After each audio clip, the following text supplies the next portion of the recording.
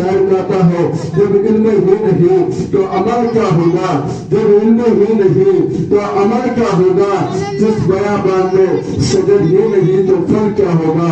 علامہ اقبال فرماتے ہیں خودی کو کر بلندی کے ہر تقدیر سے پہلے، خودی کو کر بلندی کے اور تقدیر سے پہلے خدا بندے سے خود تجھے بتا تیری رضا کیا ہے، اور مٹا دو اپنی ہستی کو اگر کچھ مرتبہ چاہو، مٹا دو اپنی ہستی کو اگر کچھ مرتبہ چاہو کہ دانا خاک میں مل کر برے گلزار ہوتا ہے۔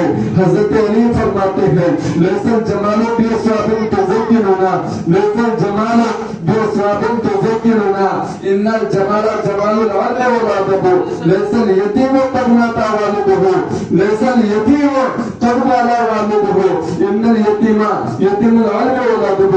حضرت محترم ابھی جو میں نے قرآن شریف کی تلاوت کیا ہے 23واں پارہ 18واں صفحہ کی آیت ہے تو هل يستوي الذين يعلمون والذين لا يعلمون، اس کا مطلب یہ ہے اللہ تبارک و تعالیٰ فرماتا ہے اے محبوب آپ کہہ دیجئے کیا علم والے اور بے علم برابر ہو سکتے ہیں؟ نہیں نہیں، ہرگز نہیں، اس لیے کہ علم روشنی ہے اور جو تاریک ہے، روشنی اور تاریک برابر نہیں ہو سکتے، اجالا اور اندھیرا برابر نہیں ہو سکتا۔ علم وہ دولت ہے جتنا خرچ کیا جائے اتنا بڑھتا ہے، علم وہ خزانہ ہے جس کا وہ بند نہیں ہو سکتا، علم تعارف دنیا کو منور کرتا ہے، انسان علم سے معدل ہوتا ہے، انسان علم سے مدبر کہلاتا ہے، انسان علم سے مفکر کہلاتا ہے، انسان علم سے جانشین کو پہچانتا ہے، انسان علم سے اپنے آپ کو پہچانتا ہے، انسان علم سے عظمت انبیاء کو پہچانتا ہے، انسان علم کے ذریعے سے اپنے رب کو پہچانتا ہے۔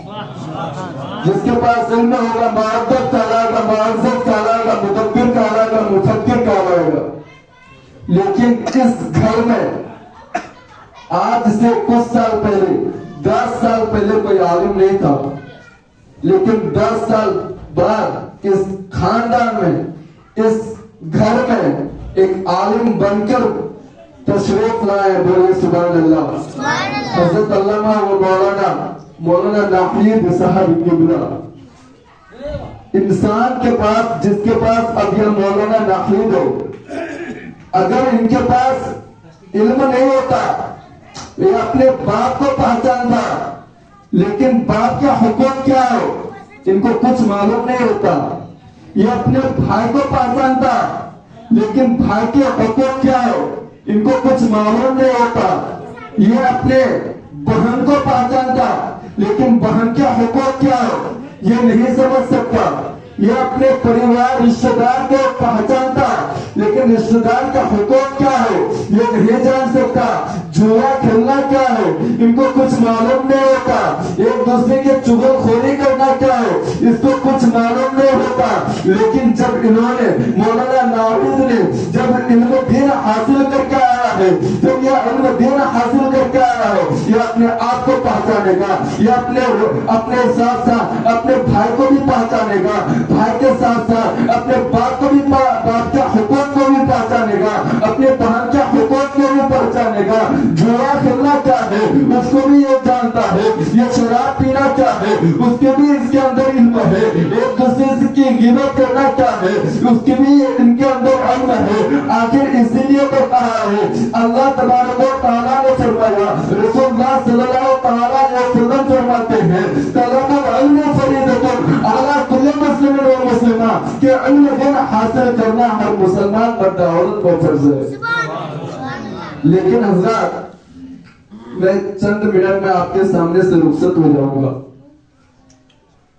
حدیث پاک میں ہے، حدیث شریف ہے، حدیث کہتا ہے کہ کن عالما او متعلما او مصاحبا او سامعا ولا تکن خامسا۔ اس کا مطلب کیا ہے، اس کا وجہ کیا ہے، آخر کیوں کہا؟ اس کا مطلب یہ ہے کن عالما، تم عالم بن جاؤ۔ کیا کہا؟ کن عالما، تم عالم بن جاؤ۔ لیکن اب میری اتنی عمر نہیں ہے، لیکن آج یہ جو ہے یہ دنیا غیروں سے محبت کرتا ہے جس سے ہم کو دھوکہ ملتی ہے، دھوکہ کھاتا ہے وہ، اس کے بعد نہ جانے کیا کیا کرتا ہے، ادھر بھٹکتا ہے ادھر بھٹکتا ہے، یہ اسٹیٹس لگاتا ہے وہ اسٹیٹس لگاتا ہے۔ لیکن علم ایک ایسی چیز ہے جو کبھی کسی کو دھوکہ نہیں دیتا، کبھی کسی کے ساتھ غداری نہیں کرتا ہے۔ ہم جتنے دن ان کو حاصل کریں گے اتنے دن وہ ہمارے پاس آتے رہیں گے۔ اس لیے کہا ہے کن عالمن، تم عالم بن جاؤ۔ لیکن اب ہم عالم نہیں بن سکتے ہیں، گھر کی ذمہ داری ہے۔ اگر ہم شادی شدہ ہے تو میری بیوی ہے، ان کی جو ذمہ داری ہے، ماں ہے، ماں کی ذمہ داری ہے، اور نہ جانے بہت ساری جو باتیں ہیں جن کے وجہ سے ہم عالم نہیں بن سکے۔ تو پھر آگے کہا ہے اور متعلمن، اگر تم عالم نہیں بن سکے تو کوئی بات نہیں، طالب علم بن جاؤ۔ طالب علم تو بن سکتے ہو۔ طالب علم کا مطلب ہوتا ہے علم دین حاصل کرنے والا۔ اگر تم عالم نہیں بن سکے تم طالب علم بن جاؤ، علم دین حاصل کرنے والا بن جاؤ۔ لیکن پھر بھی یہ ہم سے نہیں ہو سکا، ہم طالب علم حاصل کرنے والا بھی نہیں بن سکے۔ اب مصیبت ہے، ہم روز مدرسہ جا نہیں سکتے یا کہیں بھی ہم جا نہیں سکتے، ہم طالب علم نہیں بن سکتے۔ کہا گیا ہے اور مصاحباً، تم جو ہے عالموں سے دوستی کرو، تم عالموں کو اپنا دوست بناؤ۔ آج ہوتا کیا ہے، ہم عالموں کو سنتے نہیں ہیں بلکہ الٹا سناتے ہیں۔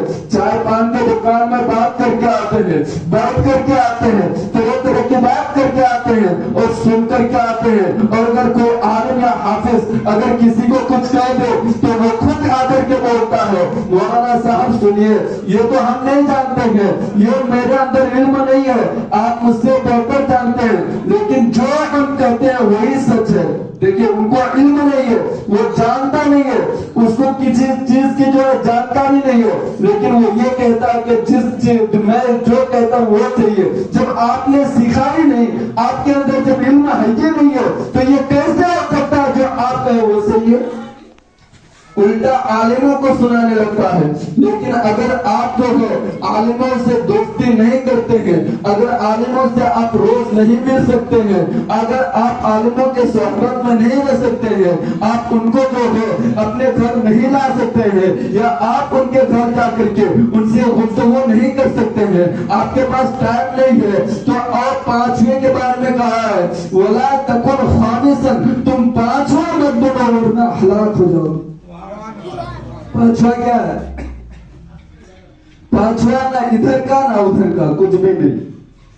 پانچواں یہ ہوتا ہے کہ عالموں کو گالی دیتے ہیں، بہت طرح کی بات کرتے ہیں۔ آج ہم نماز پڑھتے ہیں جس امام کے پیچھے، اسی امام کو گالی دیتے ہیں، اور جب قیامت کے دن ہم کو اٹھایا جائے گا اور جب ہم حشر کے میدان میں جائیں گے، اللہ تبارک و تعالیٰ جو ہے ہم کو سوال کرے گا کہ تم کیا چیز دنیا سے لے کر کے آئے ہو، تم کس چیز کو لے کر کے آئے ہو میرے لیے؟ تو اللہ عالم وہ نمازی کہے گا ہم نماز لے کر کے آئے ہیں، ہم نماز پڑھتے تھے، فلاں عالم کے پیچھے مقتدی تھے۔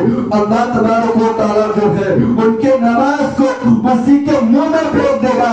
آخر وہ جو کیا ہے، وہ پوری زندگی نماز پڑھی ہے، ان کی نماز جو ہے نماز ناگا نہیں ہوئے ہے، لیکن پھر بھی ان کی نماز کو ان کے منہ میں پھینک دیا جائے گا۔ اللہ تبارک و تعالیٰ کہے گا سنو یہ تو صحیح ہے، تم ان کے پیچھے نماز پڑھتے تھے، لیکن تم جن کے پیچھے نماز پڑھتے تھے اسی کے ساتھ تم نمک حرامی کرتے تھے، اسی کے ساتھ تم غداری کرتے تھے، اسی کو تم گالی دیتے تھے، اس لیے ایک بھی تمہاری نماز قبول نہیں ہوئی، جاؤ تم کو تمہاری نماز تم کو واپس کر دیا میں۔ لیکن اس گھر میں ایک شادی کے بھی پروگرام ہے، یہ شادی بھی ہے یہاں پہ، لیکن آج ہم اور آپ مل کر کے بتائیے، سینے میں ہاتھ رکھ کر کے بتائیے، شادی میں نکاح میں نبی کی کون سی سنت ہوتا ہو رہی ہے؟ بعض گھروں میں یہ ہوتا ہے کہ جو گھر ڈی جے بج جاتا ہے جن میں گانا ہوتا ہے، گانے کی آواز میں ناچتا ہے، گانے کی آواز میں ڈھولوں کی آواز میں گیت گاتا ہو، لیکن یہ سب ہمارے نبی کی سنت نہیں ہے، یہ شیطان کی سنت ہے۔ آپ جو ہے اپنے باپ کے دشمنوں سے اگر آپ ہاتھ ملائیں گے تو آپ کے باپ کی بے عزتی ہوگی، اس لیے یہ نبی کی سنت ہے۔ اگر آپ نبی کی سنت میں اگر نبی کی سنت میں آپ ڈنکا بجائیں گے، ڈھول بجائیں گے تو اس میں شیطان خوش ہوتا ہے، نبی خوش نہیں ہوتا۔ نبی خوش نہیں ہوتا ہے۔ جس شادی میں نبی خوش نہ ہو تو وہ خدا کیسے خوش ہوگا؟ اور جب نبی راضی نہیں ہو سکتے تو خدا راضی نہیں ہو سکتا، اور جب خدا راضی نہیں ہوگا تو آپ کتنا بھی شادی رچا لیں، ایک دن ناکام ہو جائے گی۔ اب میں آپ کو چند منٹ کے بعد میں رخصت ہو جاؤں گا، وقت کی قلت دامنگیر ہے، علماء کی تعداد بہت لمبی ہے۔ میں آپ کو بتاتا چلوں شادی کی جو مسئلہ ہوتا ہے، شادی کی جو اسلام میں وہ ہوتا ہے طریقہ ہے۔ اگر لڑکے والے جائے لڑکی کے گھر تو پہلے وہ لڑکی کو دیکھتا ہے، لڑکی کس طرح کی ہوگی۔ اگر وہ لڑکی والے لڑکے کے گھر آئے تو وہ لڑکے کو دیکھتا ہے جو لڑکے کس طرح کا ہے۔ لیکن قرآن کو بھی دیکھیے، قرآن میں کیا ہے، قرآن کیا کہہ رہا ہے۔ دوسرے پارہ 7واں صفحہ کی آیت ہے، ہن لباس لکم وانتم لباس لہن۔ عورتیں مردوں کے لیے لباس ہے، مرد عورتوں کے لیے لباس ہے۔ آخر اس کا وجہ کیا ہے، مطلب کیا ہے؟ یا تو یہ ہونا چاہیے کہ مرد عورت کا شوہر، یا شوہر بیوی جو ہے، یا عورت جو ہے مرد کی بیوی، یا عورت مرد کا جوڑا، یا مرد عورتوں کا جوڑا۔ لیکن لفظ لباس بیان فرمایا، آخر کیوں، وجہ کیا ہے؟ آپ یہاں سے سالماری چاہیے یا کچھیار چاہیے یا بلیا چاہیے، آپ چاہے تو لڑکی کے لیے کپڑا تلاش کیجیے یا لڑکے کے لیے کپڑا تلاش کیجیے۔ کپڑا جب آپ کو پسند آ جائے گا، اور جب کپڑا آپ کو پسند آپ کر لیجیے گا، اس کے بعد اسی کپڑے کو جب آپ نے دکاندار سے کہیے گا کہ اس کپڑے کو جو ہے پیک کریے، اس کے بعد آپ اس کپڑا کو پلٹ کر کے دیکھیں گے، اس کپڑے کو جو ہے آپ کھول کر کے دیکھیں گے، اس میں تار نظر آئیں گے، اس میں دھبے نظر آئیں گے، تو اس کپڑے کو آپ اپنائیں گے نہیں اپنائیں گے، اس کپڑے کو آپ لیں گے نہیں لیں گے، اس کپڑے کو آپ چھوڑ دیں گے۔ اسی لیے کہا گیا ہے ہن لباس لکم وانتم لباس لہن۔ عورتیں مردوں کے لیے لباس ہے، مرد عورتوں کے لیے لباس ہے۔ آپ اگر لڑکی دیکھنے جا رہے ہیں تو لڑکی کو اچھی طریقے سے دیکھ لیجیے، اس میں کوئی داغ نہیں ہے، اس میں کوئی دھبا نہیں ہے۔ اگر آپ لڑکے کو دیکھنے جا رہے ہیں تو لڑکے کو اچھی طریقے سے دیکھ لیجیے، اس میں کوئی کٹ تو نہیں ہے، اس میں کسی طریقے کے تو بات نہیں ہے۔ اب کٹ کا کیا مطلب؟ لڑکی کی اگر انگلی کٹی ہو تو کیا مطلب اس سے شادی ناجائز ہے؟ اگر لڑکا کا اگر پیر کٹا ہو تو کیا مطلب اس سے شادی ناجائز ہے؟ لڑکی اگر اندھی ہو تو کیا مطلب اس سے شادی ناجائز ہے؟ لڑکا اگر لنگڑا ہو تو اس کا کیا مطلب لنگڑا جو اس سے شادی ناجائز ہے؟ نہیں، اس کا مطلب یہ نہیں ہے۔ اگر لڑکی اندھی ہے تو بھی شادی جائز ہے، لڑکا اگر اندھا ہے تو بھی شادی جائز ہے۔ آخر میں اس کا مطلب کیا ہے؟ اس کا مطلب یہ ہے کہ آپ لڑکے کو اچھی طریقے سے تلاش کر لیجیے۔ اگر لڑکا جو ہے، اگر لڑکی جو ہے نمازی ہے اس کو اپنائیے، اگر لڑکا نمازی ہے اس کو اپنائیے، اگر لڑکی جو ہے روزہ رکھتی ہے اس کو اپنائیے، اگر لڑکا جو ہے زکات دیتا ہے، حج کرنے کی طاقت رکھتا ہے اس کو اپنائیے۔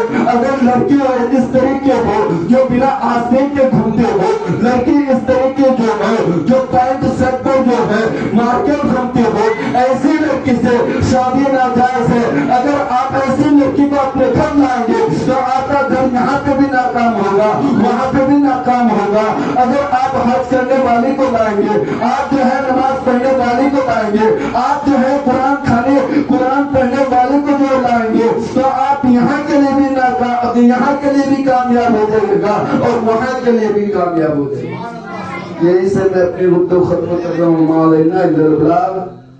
السلام علیکم ورحمۃ اللہ وبرکاتہ۔ آئیے میرے بولنے میں یا آپ کے سننے میں کسی طریقے اگر غلطی ہوئی ہو، اللہ اور اس کے نبی کو حاضر و ناظر سمجھ کر توبہ استغفار کریں۔ استغفر اللہ ربی من کل ذنب و اتوب الیہ، لا الہ الا اللہ محمد رسول اللہ۔